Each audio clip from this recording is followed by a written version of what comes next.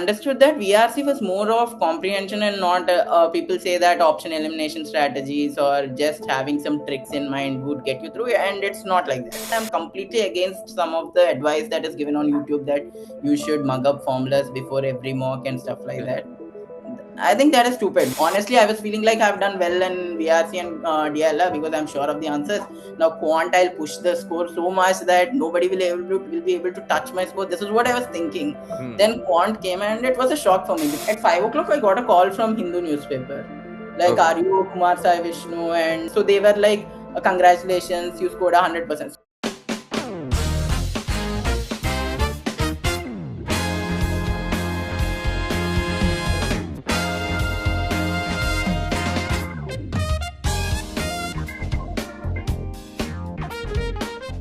So hi Vishnu, how are you? And how's life been lately? Bit hectic in IMC, but yeah, it's fine. So let's just get to business. Why don't you just introduce yourself in like some word, because that you would do it better than me. So hi guys, I'm Vishnu. I'm from Vizag. So I had done BSc in statistics for my UG, and I started preparing for CAT in June 2022, which was my first attempt in my final year. I prepped for 5-6 months and then got a 95.6. Then for the next CAT attempt, I again started prepping from June 2023 for again another 5-6 months, and this time things went well and I scored 100%. So let's talk about, like, since you have scored 100 percentile, and I'm pretty interested about what's the sectional scores and your raw scores. So can you let us know all that? What did you score in your each sections, and what was the raw score of each section? So in VRC, I scored a 56 point something, which was 99.96 percentile. DILR, I think 50.31, which was 99.99. And quant 36 point something, which was 99.91. And overall, I scored a 142.66, which was 100%. Amazing. So let's talk a bit about your profile. Like, what was your 10th, 12th, and your graduation marks? And so if I broadly say, I'm not the typical 9991. So I have a 978 profile and then a 10-month work ex before entering IIMC. Now we all know that since 43 days are left as of now, as we are recording this video, our conversation is gonna be around what a person can do in these 43 days to maximize his or her scores in the CAT 24 examination. So, okay, let's dive into what was your preparation strategy. How did you went through it, like for every section, and how did you prepare for it? What was your daily schedule? How many mocks you gave? Let's just start with your preparation strategy, where you started, and like, did you take any coaching or you just self-prepared the whole time? So first of all, I'll broadly talk about 2022 attempt, where I got a lot of realizations. So I started seriously prepping from June, and like a regular aspirant, I was taking mocks and stuff. I was scoring well in DLR right from the start. Even in quant, I was good enough. But the VRC was somewhere where I was having fluctuating scores. I'm talking about 2022. So yeah, sometimes I was scoring good, sometimes I was scoring bad, and at the end I was at least hitting 99s regularly. I was thinking of a good score in 2022, but I stressed out in the exam in VRC, where I scored a 52 percentile in VRC with a 8-mark score, I guess, in the scale score for VRC. And overall, I got a 95.6 with good enough scores in DLR and quant. And that is when actually after seeing my CAT score, then that is when I realized that, like, I stressed out in all the 3 sections back then. But the thing was, I was able to still manage well in DLR and quant, but wasn't doing the same with VRC. Then I reflected on it. That's when I realized that I didn't have that raw comprehension skill that is required to crack an exam like CAT, at least VRC of CAT. So that's what I felt. Then I saw people who have scored well as well, and I was seeing the difference. And I understood that I have to work a lot on the VRC section. And and again, one more mistake that I had done back then was to focus a lot on DLR and quant, since I was doing good in them. Not neglecting, but not reading the way it has to be done. So I want to improve my raw comprehension skills. So the only way is to read. So first I started with books, some non-fiction books. This was what I was doing until May, until my graduation was done in April, May. But I knew that I would prepare again for CAT, taking mock tests and stuff. So I was slowly doing the reading part. And from June, I think I again started for CAT, for preparing for CAT. And there again, at first I understood that I have to work a lot on VARC. It's not like I should focus more on the other two, because I took a mock in June where I analyzed what was my scoring pattern, and I saw that I was scoring I was not prepping for the last 5 months, but I scored a more than 99.5 in both the DILR and QA.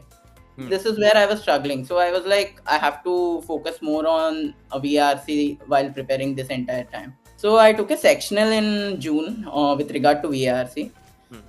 Because I understood that VRC was more of comprehension and not people say that option elimination strategies or just having some tricks in mind would get you through, and it's not like that. So I took a mock where my only thing was I'll take as much time as reading any passage, but I should focus on a very high accuracy. So I took a lot of time. I attempted maybe in 40 minutes 2 RCs and all the VA, and I got a pretty decent accuracy where I scored more than 40. Then I understood that the thing that I was doing wrong was I was rushing through them. Like I want to attempt all 4 RCs and stuff, but I didn't have that much of comprehension skill. So that's what I realized again. So that's when I was like, I should be focusing more on accuracy part and try to boost comprehension as I go through from June to November. So I'm not taking any coaching for the second time. It's all about. The first time you took coaching? I took a material from a local coaching center for the first time. Okay. For the second time, it was completely revolving around mocks. So I took most of the mocks from leading coaching centers. At one point, like from June, I used to read articles. Like one of my primary source was IIM, which is a famous CAT source. Whenever I used to get time, the only thing that I used to do is reading. Like if I talk about my prep in the second phase, there are only two parts. Either I am taking a mock and analyzing it, or I'm just reading VRC. It's not like I've practiced separately QA or DILR. It was completely about focusing on VARC. And then I think it worked for me. How it worked for me is, it's not like one day you got a sudden improvement. Like I'll just say in terms of my mock attempts, like I said you, like I started with 2 RCs and complete VA section. Then as my comprehension was increasing with the same accuracy, I was able to do 3 RCs with maybe 4 VA. And then 3 RCs with all the VA. This was what was happening until October. Then I made a huge leap, like I should take one more. Then I think sometimes if we are just predetermined that I'll do just 3 RCs and all the VA, then you would be like fixing your mind that I won't be expanding further. That was what I was doing, because the before years 100% health attempt was 3 RCs and all VA. So even I was fixated like this would be enough. But I took that leap in October, and initially it took time during mocks to get adjusted. But once adjusted, I think my scores got a huge boost. Got it. So your overall prep, like in the second attempt of yours, was mainly focused on VRC, and that too like building your comprehensive skills. Let's talk a bit about DILR, because like most of the people struggle with DILR. I myself struggle with DILR a lot of times.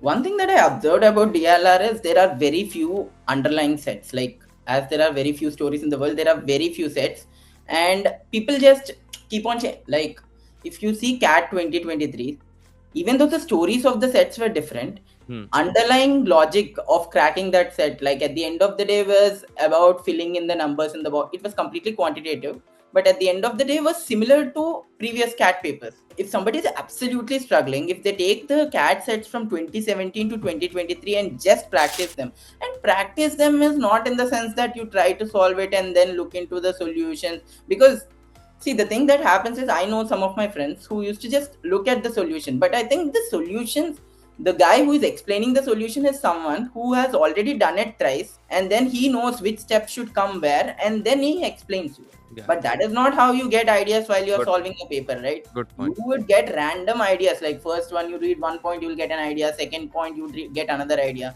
So it's all messed up. So don't try to imitate whatever they are doing. I think you should first give a lot of time, even 1 hour, 1.5 hours for a single set. Try to do it yourself. If you're not getting, just see the one catch point and again get back. That will build the muscle that is required for you to crack the set. Because under time pressure, if you don't have that muscle, and if you have just seen solutions of some problems and you're like, I know this, I know that, I think that won't definitely work. I don't think in CAT there is a single point that is redundant. Like every point gives you an insight. You have to try to understand like how could I use this, how could I use that. And yeah, I think if somebody works a lot on CAT papers, I don't think he will be struggling to solve at least 1-2 sets in the CAT paper. Okay, now let's come to quant. How did you prepare for it? Like, where did you started? Like, what was your regular practice routine and all? And Quant, I've done basics for all the topics that are there in CAT. okay. Basics in the sense understanding what other types are there and solving some questions for that. Hmm. And then once you have done the basics, I think as you keep taking mocks are the place where they pick up the best questions from each of the topic and give you. So you would naturally revise them. You don't need to specially revise them and stuff like that. And I'm completely against some of the advice that is given on YouTube that you should mug up formulas before every mock and stuff like that. I think you should focus more on the concepts and trying to understand like what logic is going behind the sum rather than just mugging up formulas and trying to solve them. What's your advice to someone who is like pretty much struggling with quants, and he is also from a non-engineer background, and he don't know, like he's not very familiar with the quants as in general? If somebody is absolutely struggling, then I think there is an advice that you should solve only like you should focus on arithmetic and do only those problems. I think that is again that doesn't work because you can give very tough questions in arithmetic. Like that's what happened last year. So I think you could broadly try to cover all the concepts, all the topics, and then pick and choose questions. Right? If you are struggling, then you for 40 minutes, if you give maybe 4-5 minutes for 4 minutes for a single question, and you could be able to cover 10 questions with a high accuracy, then you would still be landing up at 2630, which is a very good, decent enough score in last year's CAT, right? If you are someone who is struggling, I think for anyone, not just in quant, in any of the three subtopics, if you are struggling with getting a good enough score, then I think you should focus a lot on accuracy. People should not focus on these percentile values even in mocks. Try to boost your score as much as possible. Your percentile will naturally be taken care of. Don't try to focus a lot on your like I should get 99.5 in the next mock, 99.6 or stuff like that. Just try to boost your score in all three sections. Your percentile will naturally be very high. Let's come to your mock journey. So I have taken mocks from all the top coaching centers. Like I have taken from Career Launcher, IMS, Time, as well as Krakow. And these are the 4 mocks that I used to shuffle around taking. And yeah, so I think mocks are the most important part. I think how much of a concept you know or how many problems you have solved, unless you have taken an exam in that 2-hour time limit, I don't think you would be able to master this. And if I talk about my mock journey, so I'll talk about 23. So in 23, in June, I started taking mocks. So right from the first mock, I used to score more than 99. The thing is, like, 2 sections used to take me over 99. Like DILR and quant, the summation of those 2 scores used to take me over 99. Now my percentile within 99 used to depend on this VARC. I used to score a 40, like I'm talking about June, I used to score 40 in one and then a 20 in the next. So there used to be a bit of fluctuation. So as I told earlier, so to focus on VARC, then I saw a gradual improvement. It's not like suddenly my scores had a significant boost. So I kept taking mocks. I think in September is a time I didn't take mocks. Like what I've done is, like I've seen until August also, the thing is I'm suddenly scoring 99.99 or a very high score with a high VARC. And if the VARC is dipping, then again my score is going down. So in August end, I was like, let me focus more on my comprehension skill because that is what is restricting. So September I have read like an insane person. So I was in that obsessive zone of reading. And I think after September, a lot of change came. Like, I think after taking that 20-day gap of mocks and just reading all the articles and stuff like that, it worked well for me. From then, I was having a very steady scores of VARC. Like, I was hitting 40s regularly. And then in October, I understood that I have to take more, like I have to increase my attempts. Like I'm attempting 3 RCs and all the VAs. So I have to make it 4. So this is just a mental challenge, right? It's not like it is something tough. It is just you keeping boundaries to yourself that I will be doing only this much. Last year, I still remember last 30 days was my peak time where I was hitting very high scores. And the thing is that mocks give you a lot of confidence, and my confidence personally got boosted. My score was not dependent on a single section. Say I was always getting, I'm not always getting highest in DLR or quant or something like that. It was dependent on the paper. If the paper was like VRC was very high scoring, then I was getting a very high score in VRC, and my scores are also balanced out like that. So that's when I got a good enough confidence that this time I don't think this fluctuation thing has ended. See, there's another myth that mock scores don't reflect the actual scores. Mock scores do reflect, like not a single mock score, but an average of mock score is something that you will score similar in the exam. It's not like some magic is gonna happen on CAT 23 that someone who's not scoring suddenly scores, or those things won't happen. What was your like mock frequency? Like how often did you took mocks? Initially I used to take my frequency was very less, like and I kept increasing my frequency during August, and that time I used to take two per week. Okay. And then again September I took a gap of mocks, and then from October I have increased the mock frequency. I've taken 3 per day, 3 per week. And then I think November I have taken more than 20 mocks. Let's talk about your D-Day experience. Like how did that went, and did you have any idea that you are gonna score 100 percentile after you came out after your exam? So if I talk about the D-Day, first of all, the before day I was like just leisurely chilling, like having doing some leisure reading online, but nothing much. And so I was just trying to get into a good headspace. And on the D-Day I had slot 2. So first thing that I decided is I will not watch any reviews of slot 1 in the morning while going to the exam, and because that messes up your head. Like you feel like that will give you a preconceived notion of what to do. On the D-Day, I think BRC went well for me. Then when I came to DILR, so I had selected a set to do, and where there were 3 direct questions and 2 questions which had to be solved. So I thought I can crack these 3 and then move on to the next one. And it was more than like I was solving it, but I was not getting it. So it was more than 10-12 minutes, and I was at the 28-minute mark in the timer, and I was not getting it. I was like, the thing is, I was confident that this looks like an easy set. So I was like, should I skip it, or it will hurt my confidence? Let me read back. So that's when I realized that I missed a point in between, reading a single point in between, which was the key thing. Like if you had that value, you would have cracked the entire set. So that I understood at 27 minutes mark, and then I got that value, and then got the 3 questions, and I left the other 2, and it was 25 minutes. Then I had 25 minutes to solve the rest 3 sets. Then I went for a set which I cracked quickly, so there were 19 minutes. And I think the defining moment for at least my DLR section was at this point. Like in this 19 minutes, I had 2 sets. One set was very huge. Like it looks like it was the toughest section of all the 3 slots of CAT, toughest set of all the 3 slots of CAT, where the attempt and accuracy was very low. And the other set looked easy. So I was like, if I do the easy set, then I won't have the time to attempt this other big set. But if I try this other big set, and if it works out well for me, then I would be getting 4 sets, right?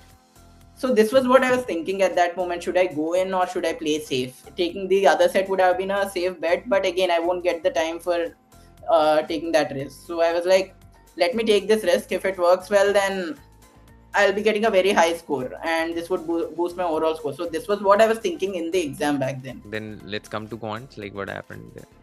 So VRC was done, DLR was done. So there'll be 2, maybe 10-15 seconds, right? Honestly, I was feeling like I've done well in VRC and DLR because I'm sure of the answers. Now quant, I'll push the score so much that nobody will be able to touch my score. This is what I was thinking. Then quant came, and it was a shock for me because I've not seen what people felt in the first slot.